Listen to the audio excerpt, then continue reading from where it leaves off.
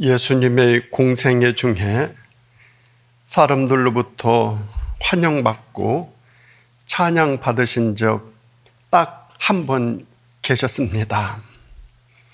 그날이 어떤 날인가 하면은 고난주간 첫날입니다. 예루살렘 성에 들어가시는 날 바로 그날입니다. 우리를 구원하시기 위해서 십자가를 지시고 십자가에서 죽으시기 위해서 예루살렘 성에 들어가시는 날, 예루살렘 성에 들어가실 때 바로 그때 사람들로부터 환영받고 박수를 받았고 호산나 찬양하리로다 찬송도 받으셨습니다. 그런데 이 예루살렘 성에 들어가실 때 예수님은 나귀를 타고 가시게 됩니다. 구약 성경에서 미리 예언을 그리 하셨습니다.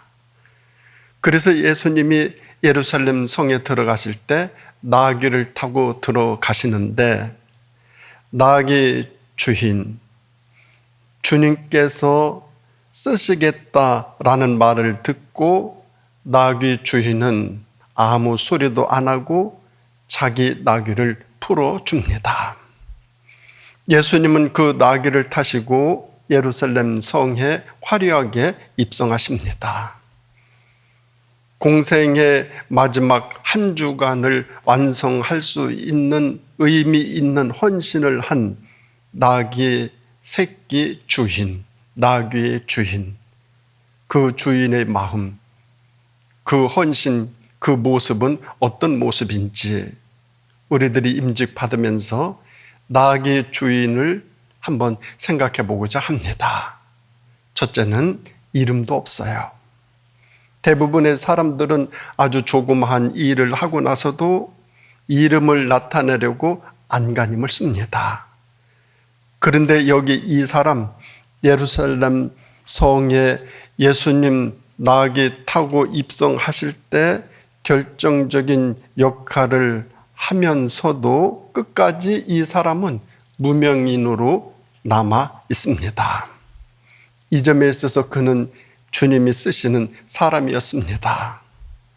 사실 이 세상은 삭막하고 메마른 것 같이 보이지만서도 오늘날도 이 같은 사람, 이 사람들이 많이 있습니다. 귀하고 귀한 일을 하고 나서도 전혀 이름을 나타내지 않는 사람들 있습니다. 숨어 있기 때문에 드러나지 아니할 뿐입니다. 큰 일을 했으면서도 나타내지 아니하고 남을 돕는 인생을 살았으면서도 숨어 있는 사람들 많이 있습니다. 그래도 우리나라가 이 정도, 그래도 우리 교회가 이 정도, 그래도 우리 세상이 이 정도라도 지탱이 되는 것, 이런 사람들이 있기 때문입니다. 나타내지 않을 뿐이지 무쳐 선행하는 사람들 말입니다. 이름도 없이 주님으로부터 쓰임받는 사람, 복된 사람, 참 고귀한 사람들입니다. 그런가 하면 두 번째로는 이 나귀 주인은 빚도 없어요. 예수님의 12 제자들은 예수님의 제자였다고 하는 이름이 있어요. 명예가 있어요. 빛이 있는 영광스러운 사람들이었어요. 요한계시록을 보면 천국의 새 예루살렘 성의 기초석에 12 사도의 이름이 기록되어 있다고 했어요. 얼마나 어마어마한 영광입니까? 그런데 여기 나귀 주인은 이름도 없고 빛도 없어요. 그저 예수님의 화려한 예루살렘 입성 뒤에 숨겨지고 가려져 있을 뿐이에요. 우리는 바로 이 부분을 보아야 합니다. 우리들이 몰라서 그렇지 이 세상 구석구석을 살펴보면 이런 사람들이 숨어서 큰 일을 해냅니다. 그리고 아무 빚도 받지 못합니다. 이런 사람들이 많이 숨어 있는 사회, 그 사회가 바로 건강한 사회 아니겠습니까? 이 같은 나라가 부강한 나라고 이 같은 사람들이 있는 곳에 하나님의 은혜가 넘치게 되어지죠. 나귀 주인은 빛 없이 말 없이 조용한 가운데 자기가 키운 나귀가 주님으로부터 쓰임받는 자체만으로 그것으로 충분했어요. 그것으로 너무너무 충분했어요. 그런가 하면 세 번째로 이 나귀 주인은 보상도 없어요.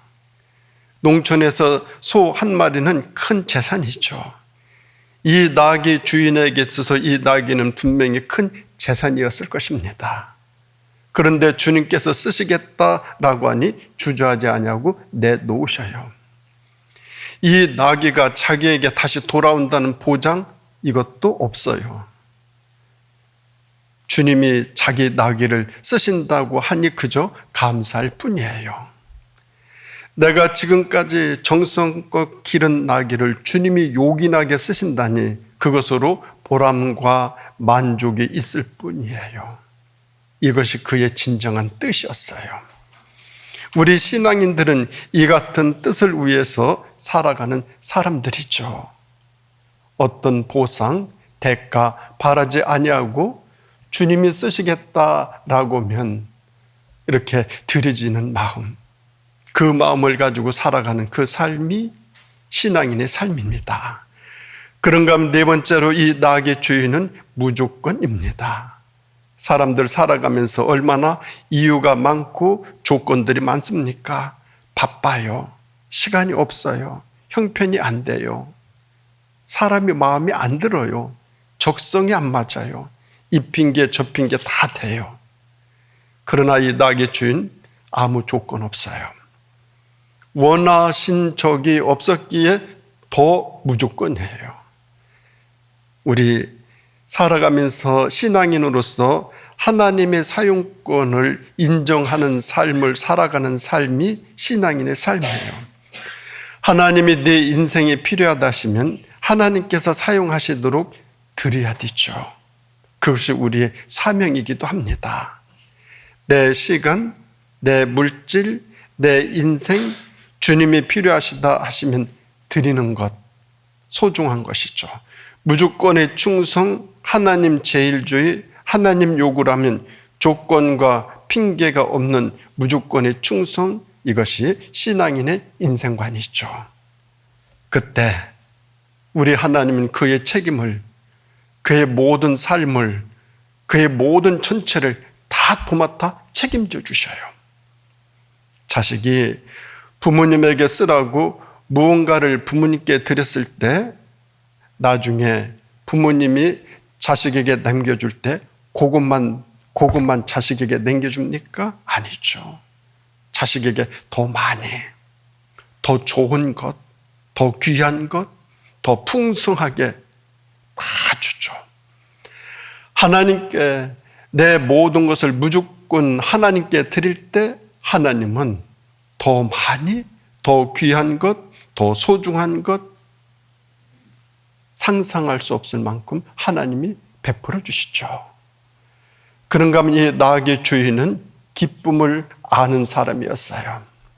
순교자는 자기 목숨을 하나님께 바칠 때 만족을 얻고 기쁨을 얻어요.